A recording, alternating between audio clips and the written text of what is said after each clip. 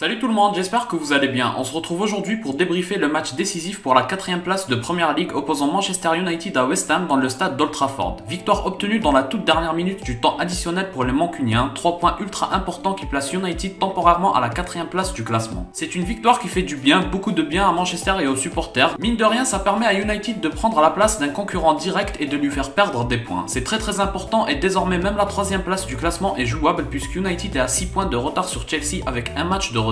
Donc potentiellement à seulement 3 points de la 3ème place. En plus Chelsea joue Tottenham, donc Manchester sera forcément le plus grand gagnant de cette journée. Comme d'habitude, avant de débriefer le match en détail, je réponds à la question posée dans la précédente vidéo, à savoir un joueur encore en activité qui a joué avec Zinedine Zidane. Pour ma part, je cite Ramos. Bravo à Junior Masco d'avoir été le premier à répondre correctement dans les commentaires. Il obtient son 11e point dans le classement de la Fennec League et il est à ex-aequo à la 2ème place du classement. Pour la question du jour, ça va être citer 3 joueurs de Manchester United qui sont aussi en sélection nationale d'Angleterre. Alors c'est une victoire 1-0 en faveur de Manchester United obtenue dans les toutes dernières minutes du match, de quoi fortement renforcer la cohésion d'équipe qui sera très importante pour les grands matchs à venir. Il faut dire que cette victoire est vraiment méritée. Manchester United a dominé la quasi-totalité du match. C'est vrai qu'ils n'ont presque jamais su se montrer dangereux, mais personnellement je préfère toujours les équipes qui cherchent à faire du jeu que celles qui se contentent de défendre et de jouer en contre-attaque. C'est l'un des rares matchs où United a su maîtriser son match de A à Z. Défensivement on sent que c'est de plus en plus solide, sachant que les latéraux qui jouent, Telles et Dalot à la base sont des remplaçants. Il faut dire que sur ce match, on a vu une vraie amélioration, mais malheureusement l'amélioration s'est arrêtée dans la maîtrise du match et dans l'aspect défensif. Par contre, offensivement, c'est plutôt l'inverse, on n'a pas vu grand chose. Ça a plutôt faibli et franchement, ça ne me choque pas. Premièrement parce qu'ils ont joué la 4ème meilleure équipe de Premier League, donc défensivement c'est du lourd et c'est très bien organisé. Ensuite, la titularisation de Greenwood et Elanga, ça me donne l'impression que c'est plus quelque chose qui est fait par défaut que plutôt un choix de l'entraîneur. Personne ne s'impose vraiment sur les côtés et on le voit, que ce soit Rashford, Sancho, Elanga ou Greenwood, c'est toujours les mêmes problèmes. Très peu de différence sur les côtés et c'est rarement le bon choix qui est fait dans le dernier geste. En tout cas, ça fait vraiment beaucoup de bien cette victoire arrachée à la toute fin du match. Ça redonne vraiment beaucoup d'espoir pour la 4ème place, d'autant plus que Chelsea fait aussi partie des concurrents et donc il y a 2 places en jeu. La 4ème et la 3ème place, pour tout ça j'ai un peu plus d'espoir et je pense toujours qu'il y a moyen de faire mieux avec ce collectif mancunien. Pour West Ham, c'est vrai que ça peut paraître difficile comme scénario, mais il faut dire qu'ils ont eu quelques opportunités qu'ils auraient dû mieux négocier. Il y a aussi l'occasion sur corner qui a failli conduire au scénario inverse, donc effectivement un 0-0 c'était pas volé, mais leur façon de jouer c'était clairement pour venir chercher le match nul. Et avec ces intentions, tu peux avoir ce genre de fin de match. Ce que je retiens de positif de ce match, c'est la maîtrise dans le jeu. C'est très important parce que ça offre plus de possibilités offensivement et ça réduit le nombre d'occasions subies. Il y a aussi le pressing collectif que j'ai trouvé beaucoup mieux dans ce match, c'était beaucoup plus organisé que d'habitude. C'est la toute première fois depuis le début de saison que je sens une vraie discipline collective dans le pressing. Et on l'a vu, West Ham avait énormément de difficultés à passer le milieu de terrain, là où d'habitude les équipes adverses passent facilement le rideau du milieu. Il y a donc eu beaucoup d'améliorations sur ce point. Offensivement, seuls les appels en profondeur de Ronaldo ont été quelque chose de positif. Il était vraiment seul à apporter du danger et créer des offensives intéressantes. Je pense que United devrait partir sur une formation en 3-5-2 avec Cavani et Ronaldo en attaque. Et pourquoi pas de temps en temps mettre Rashford ou Martial à la place de Cavani, ça permettrait de donner du temps de jeu à tous les attaquants. Et il y a aussi Lingard. C'est un système qui facilite le fait de concerner tout le monde dans le collectif. Ensuite à 5 au milieu de terrain pour remettre Pogba dans le 11 aussi puisqu'il a fait son retour de blessure. Donc avec 3 milieux de terrain et 2 pistons. Et en défense remettre Lindelof c'est intéressant aussi puisqu'il a fait de bons matchs pendant l'absence de Varane et celle de Maguire. Donc autant qu'il fasse partie des titulaires, ça me semble être la meilleure des formations pour cette équipe, d'autant plus que United ne peut pas vraiment compter sur ses latéraux, donc autant renforcer l'axe. En tout cas, ça fait plaisir de voir United se relancer, battre un concurrent direct, ça change beaucoup de choses. Par contre, Tottenham a tellement de matchs de retard, donc cette 4ème place n'est que temporaire, mais il faut pas oublier que pour les joueurs ça compte beaucoup et ça va les booster pour jouer tous les matchs à fond et éviter de perdre des points bêtement. Si vous avez aimé, laissez un like et abonnez-vous pour me soutenir. Moi je vous dis à la prochaine, portez-vous bien.